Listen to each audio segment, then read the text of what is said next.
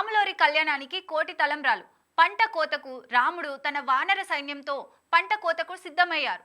కోటి తలంబ్రాల మహాయజ్ఞానికి 14వసారి వానరు వేషధారణలో వరి పంట కోత కోశారు.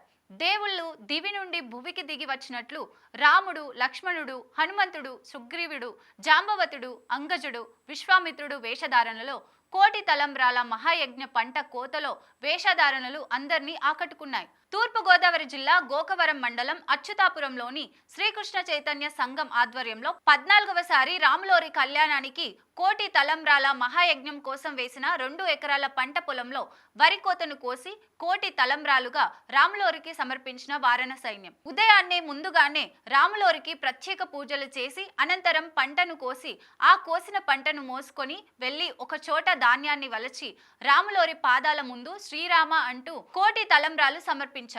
రాముడు, లక్ష్మణుడు, హనుమంతుడు, సుగ్రీవుడు, జాంబవతుడు, అంగజుడు, విశ్వామిత్రుడు వేషధారణలో కోటి తలంబ్రాల యజ్ఞానికి నేడు శ్రీకారం చుట్టారు. రాబోయే రాముల వారి కళ్యాణానికి ఈ వడ్ల గింజలు గోటితో వలిచి భద్రాద్రి, అయోధ్య, ఒంటిమిట్ట వంటి రాముల వారి క్షేత్రాలకు కళ్యాణానికి వీటిని కోటి తలంబ్రాలకు ఇక్కడ నుండి పండించి పంపిస్తామని శ్రీకృష్ణ చైతన్య సంఘం సభ్యులు కళ్యాణ అప్పారావు తెలిపారు.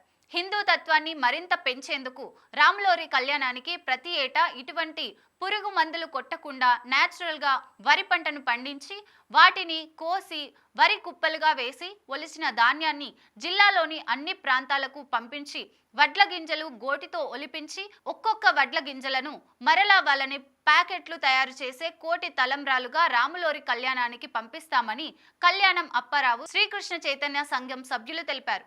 రాములోరి కళ్యాణానికి పంపించే కోటి తలంబ్రాలు మహాయజ్ఞంలో పాల్గొన్నందుకు మాకు చాలా సంతోషంగా ఉందని రాజమహేంద్రవరంకి చెందిన జానపద కళాకారుల బృందం ఇప్పటికే 14 ఏళ్ల నుంచి కూడా రాములోరి కరుణ కటాక్ష ఉందని మాకు చాలా సంతోషంగా ఉందని భక్తులంతా కూడా శ్రీరామ తత్వాన్ని అనుసరించాలని పిలుపునిచ్చారు.